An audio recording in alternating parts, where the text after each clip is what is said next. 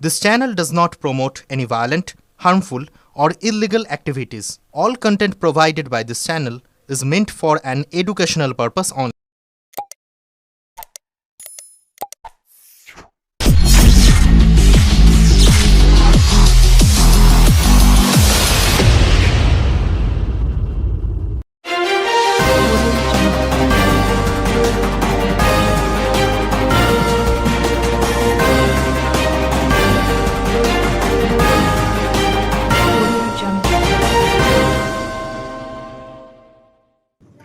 ফুলমালা শাক বাজিয়ে বরণ করল গ্রাম।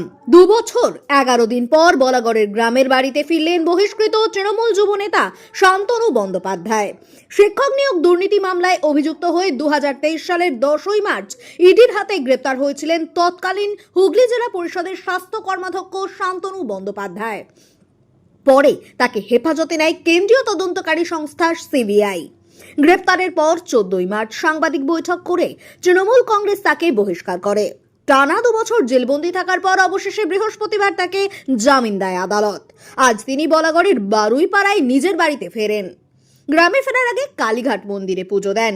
বাড়ির বাইরে প্যান্ডেল করে মঞ্চ করা হয়, সাজিয়ে তোলা হয় নীল সাদা বেলুনে। তিনি জেল থেকে মুক্তি পাওয়ার পরেই কালীঘাট মন্দিরে পুজো দেন। সেখানে তার সঙ্গে ছিলেন তার পরিবারের লোকজন। শান্তনু বলেন, আমি দলের অনুগত সৈনিক ছিলাম, এখন বহিষ্কৃত, তাই দলের সমর্থক হিসাবে থাকব।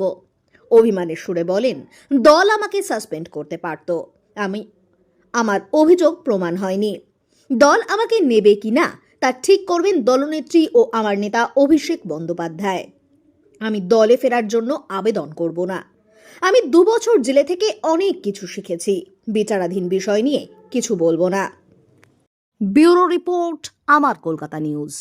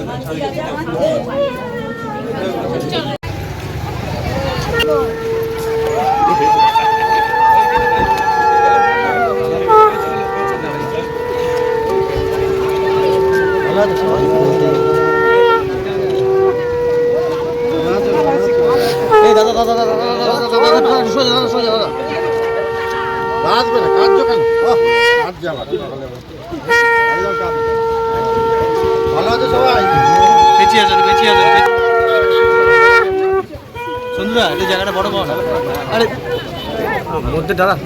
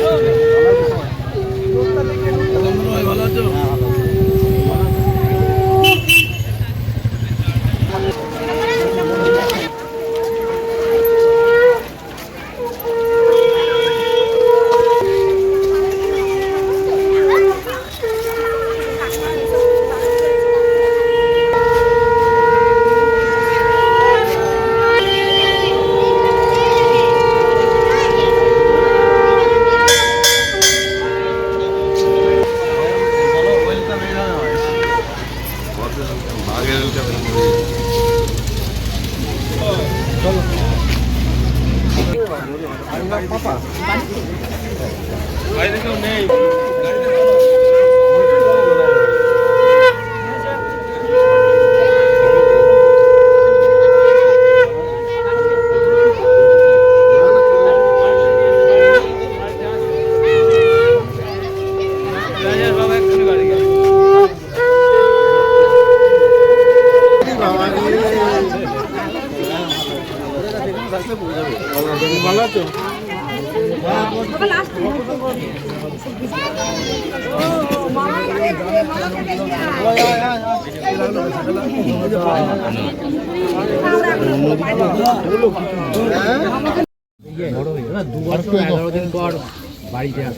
বলাগড়ের মাটিতে পা দিলেন, কি বলবেন? দেখুন, এটা তো খুবই আনন্দের বিষয়। আর 2 বছর পরিবার ছেড়ে ছিলাম।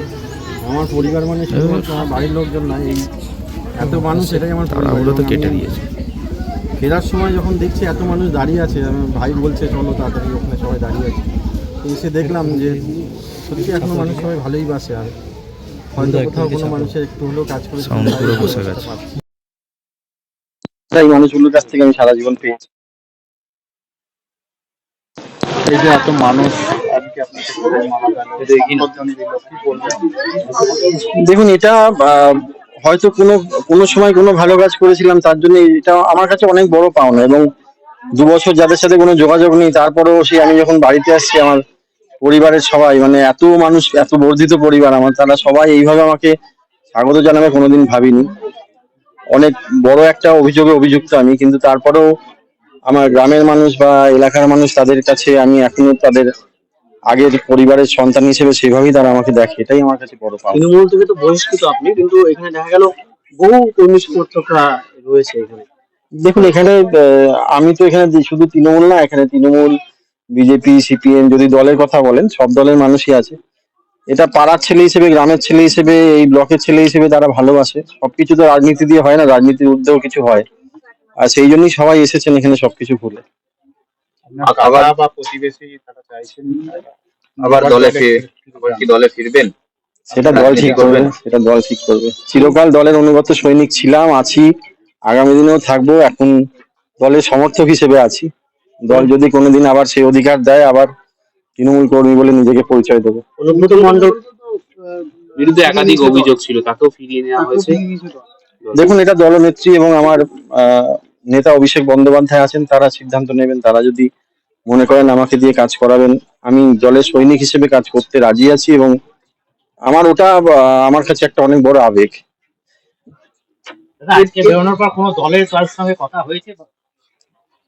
না, দলের কারোর সাথে কথা হয়নি, এমনি সবাই এসছে এখানে। এরপর কি করবেন?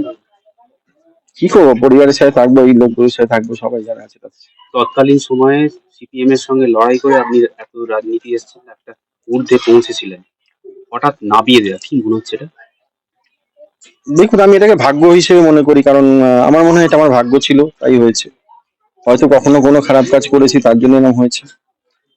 যেটা বিচারাধীন বিষয়, সেই নিয়ে কিছু বলবো না, কিন্তু আমি নিজের ভাগ্যকে বিশ্বাস করি। আমার বাবা মা মারা গেছেন, তারা ঈশ্বর, এবং আমার ভগবানকে আমি বিশ্বাস করি। আমি হিন্দু ধর্মে বিশ্বাসী, আমি ভগবানকে বিশ্বাস করি, আমি আল্লাহকে বিশ্বাস করি। সেই জায়গায় দাঁড়িয়ে আমি একটাই কথা বলবো, যে যেটা আছে কপালে হয়েছে। কিন্তু আগামী দিনে আমি এখনো বলছি, আমি ডে 1 থেকে বলে এসেছিলাম যে আমি একদিন সঠিক বিচার পাবো। এবং আমার বিশ্বাস আগামী দিনে আমি এই এতগুলো মানুষ যারা আমার উপর এই বিশ্বাস রেখে আজকে এই ভালোবাসা দিয়েছে, এই মানুষগুলো কোথাও মাথা হেঁট হবে না আমার জন্য। এটা আমার বিশ্বাস। এবং আগামী 2 বছর, 5 বছর, 10 বছর পর হলেও তাদের সম্মানটা আমি ফিরিয়ে দিতে পারবো। আপনাকে কি ফাঁসানো হয়েছে? জানা হয়েছিল আপনার বিরুদ্ধে, আপনার কি মনে হয় সেটা খারিজ হবে বা আপনি নির্দোষ প্রমাণ হবে? দেখুন, সবাই সব অভিযুক্তই তো তারা বলে আমি নির্দোষ বা নির্দোষ প্রমাণিত হব। এখন সেই হিসেবে অভিযুক্ত হিসেবে আমিও বলবো যে আমি নির্দোষ প্রমাণিত হবো। কিন্তু আমার বিশ্বাস, বিচার ব্যবস্থার উপর আমার আস্থা আছে। যেটা সঠিক সেই বিচারটা আমি নিশ্চয়ই পাবো। দাদা, আর কি কেউ জড়িত রয়েছে বলে আপনার মনে হয়? দেখুন, এটা বিচারাধীন বিষয়, এই নিয়ে আমি কিছু বলবো না। এই কোর্ট ম্যাটারে বা আমার কেসের ম্যাটারে আমি কিছু বলবো না মিডিয়ার কাছে। শুধু এটুকুই বলবো যে ভবিষ্যতে যেভাবে ছিলাম, দলে ছিলাম, বা আমি মানুষের কাজ করার জন্য দল সবসময় করেছি এবং মানুষের কাজ করেছি যতটুকু পেরেছি। দলনেত্রী নির্দেশ যেমন দিতেন, অভিষেক বন্দ্যোপাধ্যায় যেভাবে বলতেন, করেছি। আমি একটাই শুধু জানি না দল আমায় ফিরিয়ে নেবে কিনা বা কিছু, কিন্তু মানুষের কাজ করার জন্য আমি চেষ্টা করে যাব। সেটা যেভাবেই হোক, যে দিক দিয়ে হোক, যেভাবে হোক, আমি চেষ্টা করে যাব। কি মনে হয় 1 বছর পর ফাঁসানো হয়েছিল? 1 বছর পর বিধানসভা নির্বাচন। দেখুন, বিধানসভায় তৃণমূল কংগ্রেস, আমার বিশ্বাস বিধানসভায় তৃণমূল কংগ্রেস প্রায় 250-র কাছাকাছি সিট নিয়ে আবার ফিরে আসবে। এখানে কোনো সংশয় নেই। বিধানসভাতে আপনি আবার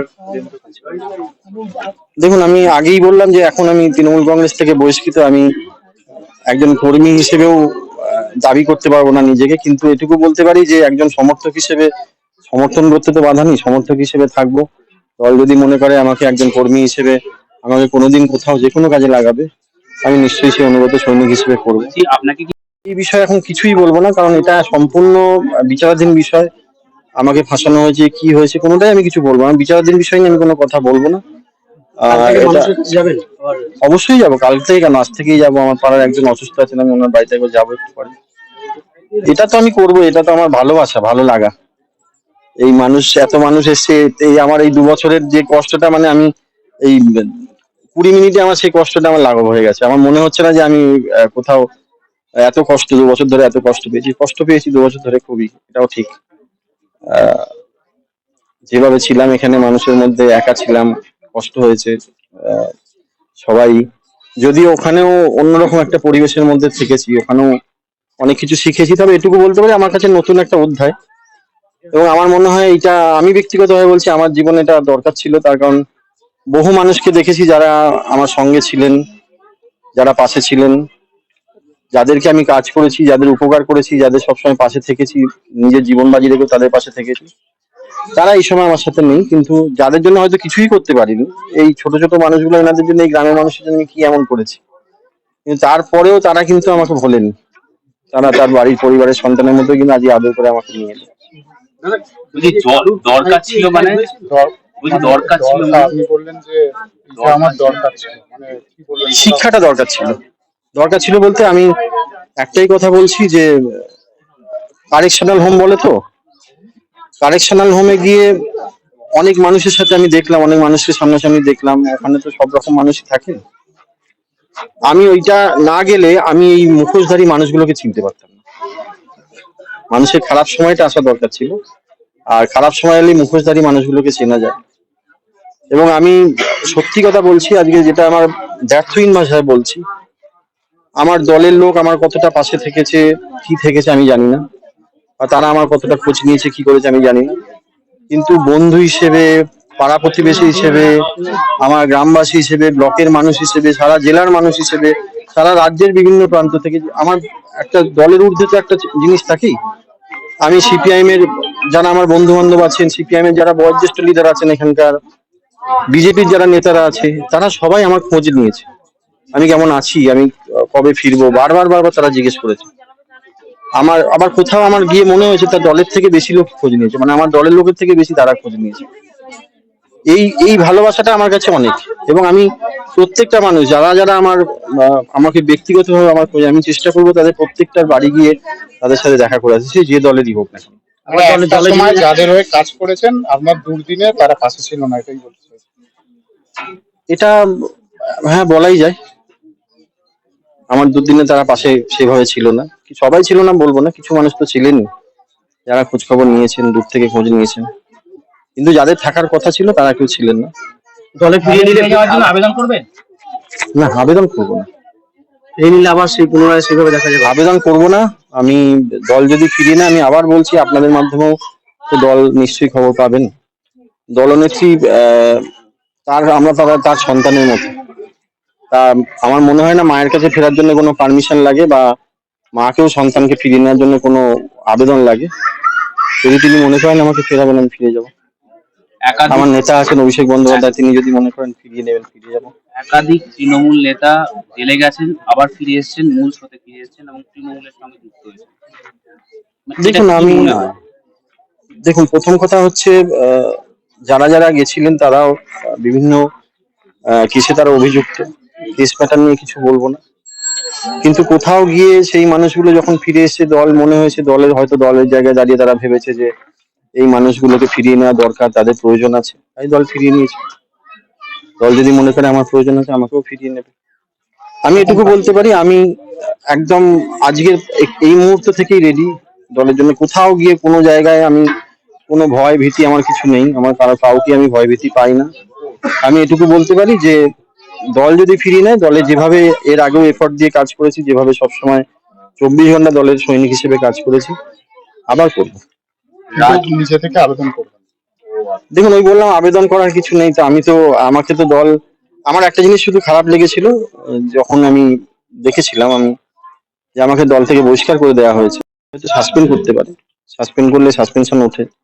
আমার এটা একটা খুব কষ্টের জায়গা যে দল আমাকে বহিষ্কার করে দিয়েছিল। আমার কোথাও গিয়ে মনে হয়েছিল আমি এরকম, আমার অপরাধ কিন্তু প্রমাণিত নয়, বা যখন আমাকে দল বহিষ্কার করেছে তখন কিন্তু আমি কোনোভাবেই অপরাধী নই, এবং আজকের ডেটে দাঁড়িয়েও আমি কিন্তু অ্যাকিউজড, অভিযুক্ত। আমার বিরুদ্ধে অভিযোগ এখনো বিচারাধীন আছে। দল সেই সুযোগটা দিতে পারতো, বা দল হয়তো পাশে থাকতে পারতো, যে সাসপেন্ড করতে পারতো। আমি মনে করি দল, তৃণমূল একজন শৃঙ্খলাবদ্ধ দল, সেখানে শৃঙ্খলা তৃণমূলে অনেক বেশি। সেই জায়গায় দাঁড়িয়ে একদম সঠিক, কিন্তু বহিষ্কার করাটা আমার খুব কষ্ট হয়েছিল। রাজনৈতিক ষড়যন্ত্রের শিকার আপনি? এত কিছু বলার ব্যাপার নেই। দেখুন, রাজনৈতিক ষড়যন্ত্র কে ষড়যন্ত্র করবে? আমাদের দলে দলনেত্রী শেষ কথা, অভিষেক বন্দ্যোপাধ্যায় শেষ কথা, তারা আছেন, তারা বিচক্ষণ মানুষ, তারা বুঝবেন। হ্যাঁ, আমি কিছু খবর আমি চেষ্টা করব তাদের কাছে পৌঁছে দেওয়ার, যে এই দলে থেকেও যে কত মানুষ, যারা দলে বিভিন্ন পদাধিকারী আছে। দেখুন, আমি যেখানে ছিলাম সেখানে অনেক মানুষের সাথে আমারও তো পরিচয় হয়েছে, দেখেছি, জেনেছি। দলে থেকেও কিভাবে, দলের মধ্যে থেকেও কিভাবে দলের সাথে তারা গদ্দারি করছে, বা অন্য রাজনৈতিক দলের সাথে কিভাবে ব্যালেন্স করে আমার দলের খবর বাইরে বেরোচ্ছে, অনেক কিছু জানতে পেরেছি, অনেক কিছু জেনেছি। চেষ্টা করবো কারোর মাধ্যমে দলের কাছে সেগুলো পৌঁছে দেওয়ার। দল আশা করি জানি, কিন্তু আমার মনে হয় এমন কিছু বিষয় আছে যেগুলো হয়তো দল অব্দি পৌঁছয় না, বা পৌঁছয়নি এখনো পর্যন্ত, আমার এটা বিশ্বাস। কারণ অনেক মানুষকে দেখেছি তো, যারা দলনেত্রীকে সামনে থেকে বলছে নেত্রী ছাড়া কিছু বুঝি না, তারাই আবার রাতের অন্ধকারে অন্য রাজনৈতিক দলের সাথে যোগাযোগ রাখছে। এবং সামনে ইলেকশন, আমার মনে হয় দলকে সতর্ক হয়ে এই জিনিসগুলো দেখা দরকার। সেটা কি এই জেলারও? অবশ্যই, সারা বাংলার আছে, এই জেলারও আছে। এই ব্লকে? দেখুন, আমি এত কিছু বলবো না, এগুলো দলের ইন্টারনাল ম্যাটার। আমি দলকে চেষ্টা করব আমার মাধ্যমে, আমি তো সরাসরি জানাতে না পারলে কারোর মাধ্যমে যদি চেষ্টা করবো জানানো। কারণ এই দলটার জন্য একটা সময় এই এই বাড়িতে আমরা 98 সালে আমরা থাকতে পারিনি, সিপিএম এই বাড়িতে আগুন লাগাতে এসেছিল। আজকে সেই জায়গায়, সেই বাড়িতে দাঁড়িয়ে আজকে 27 বছর পর দাঁড়িয়ে এই কথাটা বলছি। এবং সেই লড়াইটা করে, সেই করে আজকে এখানে দলটা ক্ষমতা এসেছে। আমি তো চাইবো দলটা মানুষের জন্য কাজ করুক।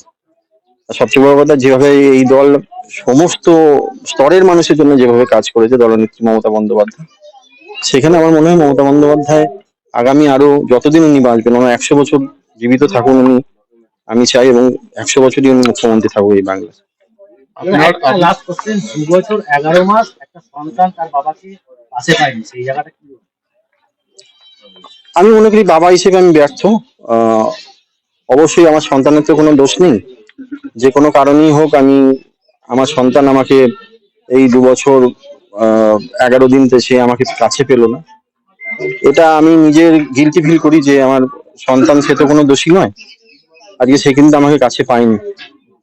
কিন্তু আমি এটুকু বিশ্বাস করি যে আমার সন্তান আগামী দিনে যখন বড় হবে, সে নিশ্চয়ই আগামী দিনে আমি আমার সঠিক বিচার পাবো, এবং আমার সন্তান সেও মাথা তুলে বলতে পারবে যে আমার বাবা হয়তো আহ ভালোই মানুষ, খারাপ মানুষ হিসেবে আশা করি আমার সন্তান আমাকে দেখবে না। ইডি একাধিক সম্পত্তি আটক করেছিল, বাজেয়াপ্ত করেছিল আপনার হোটেল থেকে আরম্ভ করে বেশ কিছু সম্পত্তি। সেগুলো কি ফেরত পেয়েছেন? না না, এগুলো জাস্ট ফর্মালিটিস, পেপার অ্যাটাচমেন্ট হয়েছে, এগুলো সবই আছে। এগুলো তো বিচারাধীন বিষয়, এই মামলা যতদিন চলবে ততদিন এটা থাকে। আমি ওনাদের যে সিস্টেম আছে, সেই সিস্টেমে আমি সেগুলো সব করেছি। আমি যোগাযোগ করব তাদের সাথে। আমি ওখান থেকে তো সব যোগাযোগ করা যায়নি। এবার তাদের সাথে যোগাযোগ করব, এবং এগুলো কি করে কি করা যায় সেটা নিশ্চয়ই কথা ব্যবসা বলবো। করবেন আগামী দিনে? অবশ্যই করব, কেন করব না। হোটেল ব্যবসা? দেখুন, যে কোনো ব্যবসায়ী করতে পারি, আমি তো চেষ্টা করেছি। হোটেল ব্যবসা?